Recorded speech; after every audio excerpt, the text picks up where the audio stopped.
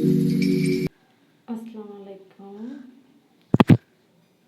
শীতের সকালে মিষ্টি শুভেচ্ছা দিয়ে আজকে আমি সকালের রুটিনটা স্টার্ট করলাম। ওই যে একটু চিয়া সিড খেয়ে নিলাম, এরপর শীতের দিনের জনপ্রিয় পিঠা বানানো স্টার্ট করলাম। চিতই পিঠা খুবই মজার একটা পিঠা। শীত মানেই পিঠার আয়োজন, হরেক রকম পিঠা শীতের সকালে খুব সুন্দর অনুভূতি। কম বেশি সকলের ঘরেই এই পিঠার আয়োজন হয়, বিভিন্ন রকমের পিঠার আয়োজন হয় প্রতিটা ঘরে ঘরেই।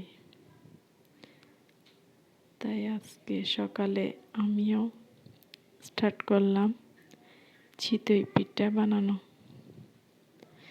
এই পিঠাটা বানাতে আমার অনেক সহজ মনে হয়, খুব একটা কষ্ট নাই এই পিঠা বানাতে।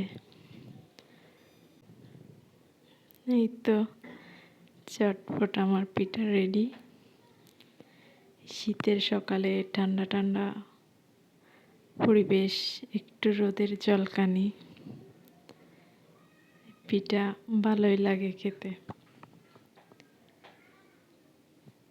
আগের দিনের দাদিরা এই পিঠা বানানোর জন্য অনেক পরিশ্রম করত, পাটায় পিষে তারপর এই পিঠার আয়োজন করত। বর্তমানে তো অনেক কষ্ট কম হয় মানুষের, মেশিনের সাহায্যে কষ্টটা কম হয়, খুব দ্রুত এই পিঠা তৈরি করা যায়, আগের মতো খুব একটা কষ্ট হয় না। এই তো আমার পিঠা রেডি, এই তো শেষ। এরপর আমার ছেলে, এখনকার বাচ্চারা খুব একটা পিঠার প্রতি আগ্রহ থাকে না, তারপরও একটু একটু তো খাওয়াতে হয়। সঙ্গে ওর জন্য আছে পরোটা, গরম চা। এই শীতের দিনের চা ব্যাপারটা একদম দারুণ। তো আমার ছেলের জন্য চা রেডি করে নিলাম, সঙ্গে আমার জন্য। এই শীতের দিনে চায়ের মধ্যে একটা আলাদা ভালো লাগা কাজ করে। সকাল সকাল ঘুম থেকে উঠে গরম চা, সাথে এই গরম গরম পিঠা, দারুণ ব্যাপার। এই আর কি, আমার সকালের নাস্তা শেষ করে আমি এখন স্টার্ট করব কিছু লেবু কাটা। তার আগে চা শেষ করে নিই।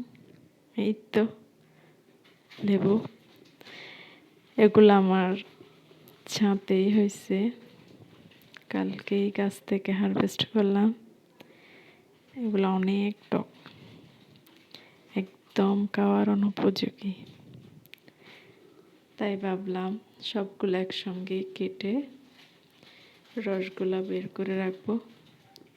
দেখ, এগুলো একসঙ্গে কেউ খাবে না, রসগুলো বের করে রাখলে পরে ফ্রিজে ফ্রোজেন করে রাখবো কিউব আকারে। তো একটা একটা বের করা যাবে, একসাথে তো আর কেউ এগুলো খাবে না, অনেক টক।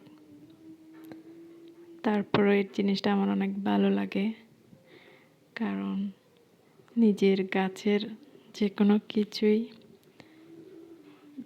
একটু আলাদা ভালো লাগা কাজ করে। এগুলো সব একসাথে রস বের করতে আমার অনেক কষ্ট হবে, তাই রসটা বের করলাম। এটা দিয়ে করলে আমার কাজটা অনেক দ্রুত হবে। এরপরেই তো আবার রান্নাবান্না স্টার্ট করতে হবে, তাই এগুলা করা। এই তো অনেকগুলোই রস বের করলাম, আরও আছে, এগুলা থেকেও রসগুলা বের করতে হবে। এই তো আমার আজকে এইটুকু ভিডিও। আল্লাহ হাফেজ, বাই।